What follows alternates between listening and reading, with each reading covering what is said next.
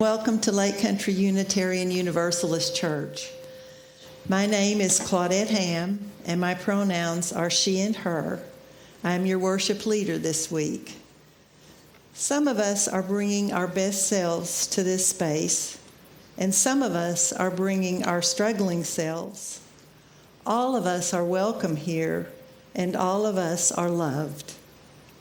All of us are imperfect, but we're here to drop our defenses and trust that what happens in this space is powerful and life-giving. Together, we affirm that this day and our being together can make each of us braver, more compassionate, and wiser than when we woke up this morning. We welcome you here. Let us move into the service, willing to be authentic with each other, honest within ourselves, and open to connection in all its forms. We come from many places, along different paths, bringing different truths. We come with different histories and different realities. And yet we come together as one people, with faith that we can use our differences to heal ourselves and each other and bring wholeness to a fractured world. We come seeking to find community, to find acceptance of who we are. In this place, may we find others who are much like us and others who are much different. May our lit chalice remind us that we are a people taught by different stories, but with many voices, but always one people, working for a world where love creates justice and justice gives birth to peace. All right. That story I shared with the kids today, a modern update of the parable of the Good Samaritan, is a story that was supposedly told by Jesus and recorded in the Gospel of Luke some 2,000 years ago, as I mentioned. Like the best teachers, the Jewish prophet Jesus offered the important lessons he was compelled to share in the form of stories. Because stories are far easier to remember. I'll probably be up here for 20 minutes or so blathering on about one thing or another, but I can almost promise you, you will remember little of what I say during my sermon, as clearly as you'll remember the story I shared during that children's time. Words come and go quickly from our minds, but stories have the power to embed themselves in our hearts. And this is the place they need to live if they have any chance of impacting our actual behaviors. People often ask, is Unitarian Universalism really a faith? Can't you just believe whatever you want?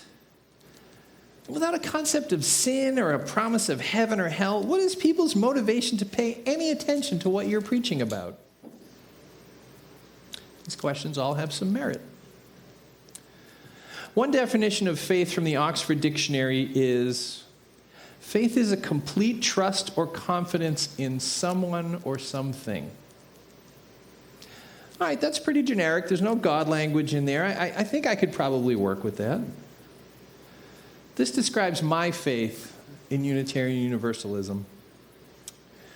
UUism is a collectively developed set of constantly adapting ideas that are designed to calibrate our moral compasses, helping us all in our quests to become better people, better friends, better parents, and better citizens of the world. I trust in the wisdom available within an interdependent web of seekers who are all dedicated to being the best people that they can be, connected by covenant to thousands of other communities filled with people that are constantly challenging ourselves to consider our individual and shared beliefs, examine our blind spots, learn from our mistakes, and keep coming back time and time again to try to do better whenever we know better. Last year, our faith tradition finalized a multi-year democratic process which led to an updating of the beloved principles which we look to for so many decades to help guide our lives. The new value statements that emerged carried much of the same language embedded in those principles forward, but intentionally imbued them with some more specific calls to action. These calls to action were intentionally designed to help make it easier for us to attempt to live into the values which we espouse, hopefully giving us an even clearer path as we struggle to bring our values to life in the world. Essentially, they are designed to give us a clearer roadmap to help us navigate our lives and all of our decisions. And here is where I think church comes in. A map is of no value if you leave it folded up in the glove box. And for those of you from a young generation that have no idea what that last sentence meant, that's another way of saying, like, a Google map is of no use if you don't have a good signal, right? So we come together every few decades to collectively recalibrate our compasses. And the thing I've noticed about this latest iteration of our shared compasses is that it is pointing us very clearly towards relationship and away from individualism. And this is a significant and I believe vital recalibration. The ideals of the Enlightenment, which emerged in the late 17th and 18th centuries, placed a significant focus on individual worth and effort and achievement. And there is no doubt that the ideas that emerged and spread during this era of history have profoundly shaped and in many ways improved the lives of millions of people on this planet. But we are also seeing the limits of Enlightenment thinking, where each individual is challenged to pull themselves up by their bootstraps and challenged to make as much of themselves and for themselves as they possibly can. This way, while it has gotten us far, has also been pulling us off course. Perhaps slightly at first, but the further we go, the further off course it is becoming clear we are finding ourselves. This latest recalibration of our compasses, which relabeled our principles as values, actually contains a subtle but profound shift in direction.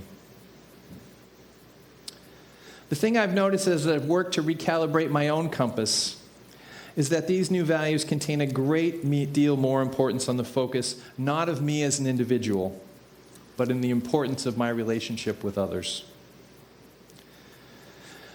Listen to this line from the opening of Article 2 of our bylaws, the section of our covenantal documents which contains our collectively developed guideposts. It says, "We are accountable to one another for doing the work of living our shared values through the spiritual discipline of love." What a powerful sentence. It tells us who we are accountable to. It's not God necessarily. It's not some esoteric ideal. It says we are accountable to one another. How I choose to behave impacts you. And how you choose to behave impacts me, and you, and you, and you. And what are we accountable for? It says we're accountable for doing the work. Not just enjoying life, not saying the right thing, or enjoying the comforts of our wealth, but doing the work. And what does it say our work is? It says it's the work of living our shared values. Not putting them on walls, not thinking about them once a week at church and then forgetting them when the opportunity to make a contribution appears, but to live our values. To align our lives and the actions we take on a daily basis with the values we espouse to hold as Unitarian Universalists. And how then are we to find the strength to do this work when it would be so much easier to just turn our heads and keep on driving when the world is asking us to stop and help our neighbors? Through the spiritual discipline of love.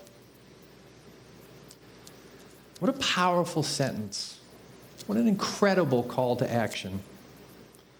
We are accountable to one another for doing the work of living our shared values through the spiritual discipline of love. As one sentence, we haven't even gotten into the list of what our shared values are yet. As I was considering this service, it occurred to me that these value statements are still new. And for many of us, we will need a good deal of review and repeating before they become as clear as our principles had become to us over the years. And as I considered these new values more closely, it has become clear that they contain a profound shift away from individuality and towards relationships. Just listen to the language embedded within some of these new values.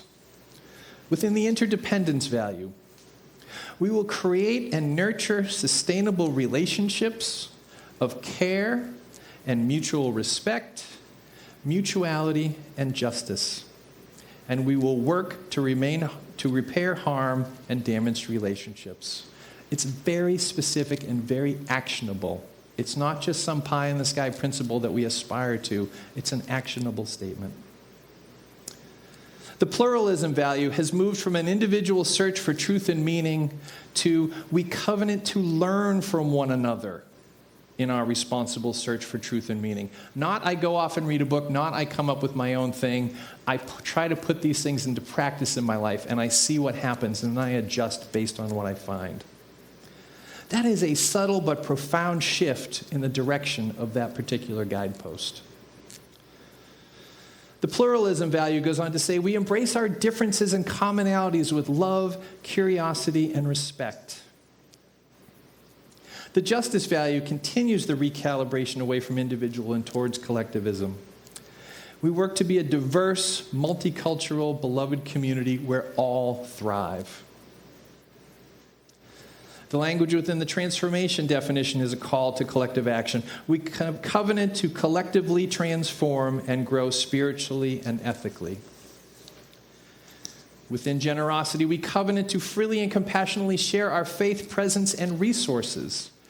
Our generosity connects us to one another in relationships of interdependence and mutuality. And finally, an update within the equity value. We covenant to use our time, wisdom, attention, and money to build and sustain fully accessible and inclusive communities. All of these new words, hard to remember. All of this guidance nudging us to align our lives more around relationships and less around our individual wants, needs, and desires. It is so countercultural. It really is. It's not easy, but it is needed more than ever. Doing the work of living our shared values. How are we supposed to put these things into practice? Well, first of all, we come to church on Sundays to be reminded. Church work is the place we have to practice. Our church communities serve as mirrors.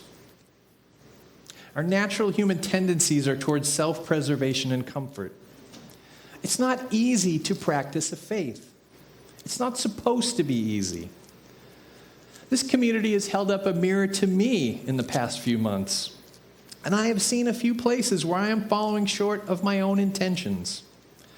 And I had a great conversation with our affiliated minister last week where I talked about my challenges and opportunities. We are all called to do this work.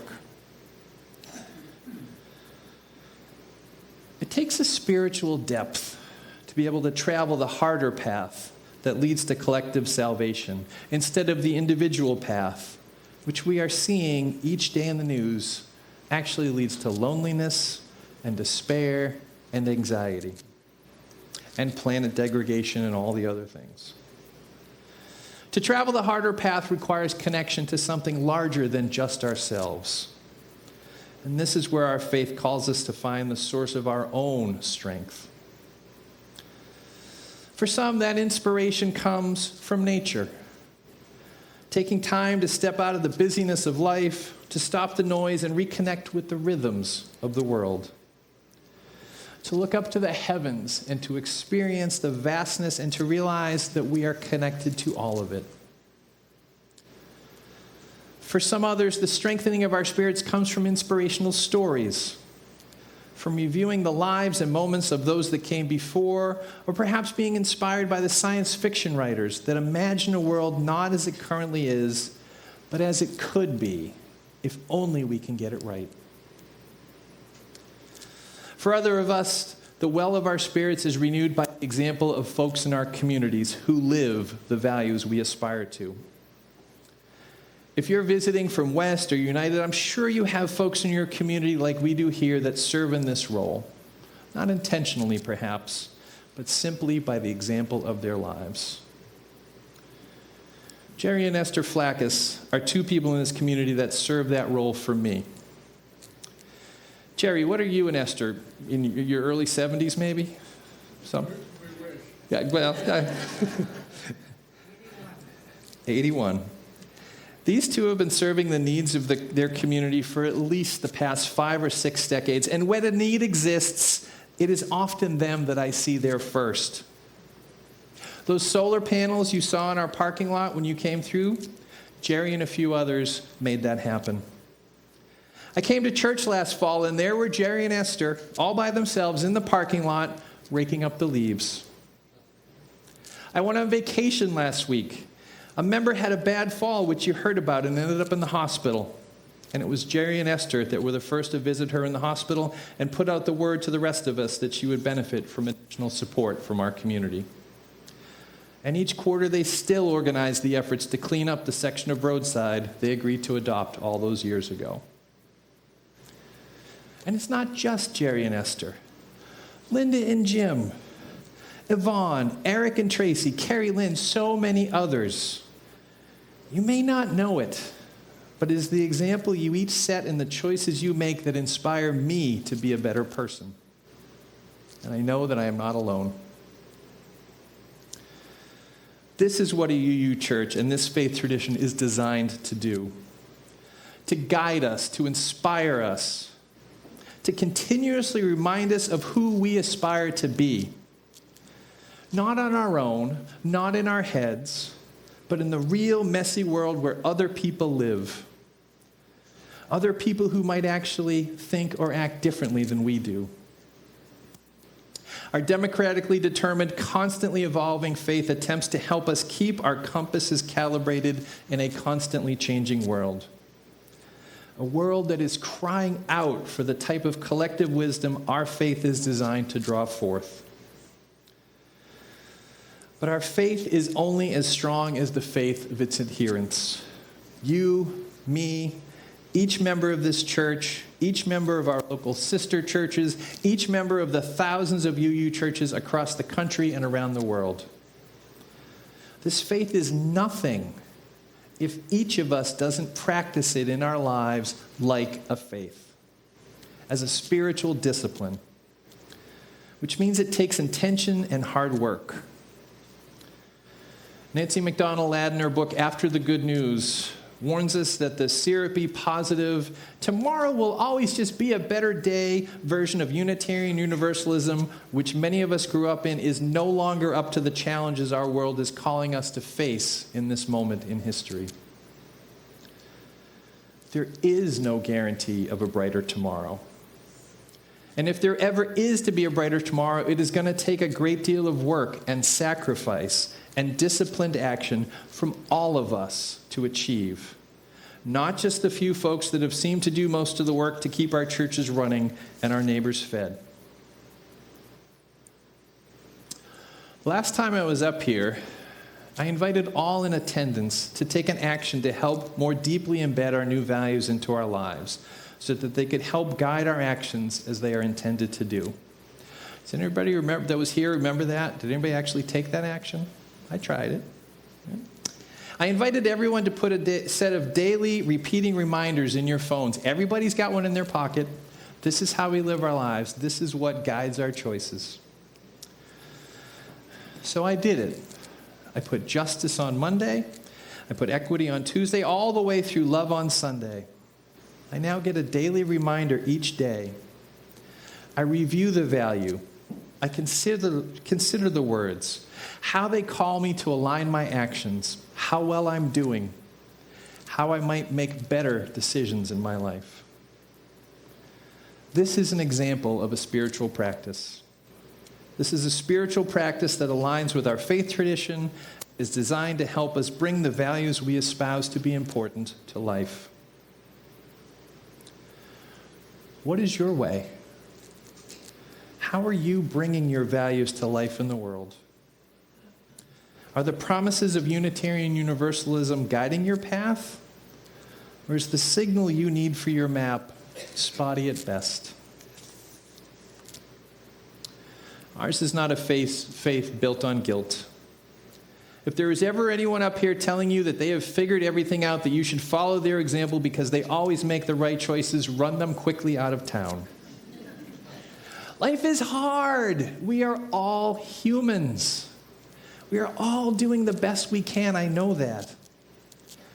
But our broken world needs all of us in this moment, perhaps more than ever, to be clear in our intentions and decisive in our actions. When you leave this room this morning, each of you will be faced with a never-ending string of choices. Some are insignificant, but some maybe are not. Perhaps you will hear a half-spoken need from someone too proud to ask directly for the help they need during coffee hour. What will you do? Will you let that part of the conversation pass by? Or will you take the harder path to see if there is something that you might actually do to help? On your way home, if you pass by a stranger broken down on the side of the road in a truck with stickers that seem to support a different political candidate than you, will the intentions of our generosity value clearly call you to stop and offer your assistance? Or will you drive by? This is not a faith that allows us to do whatever we want. Quite the contrary. In this moment in history, where the collective choices we make are more impactful than they have ever been, may we each find the strength, inspired by those around us attempting to follow the same path, to once and for all become the change we hope to see in the world. Blessed be.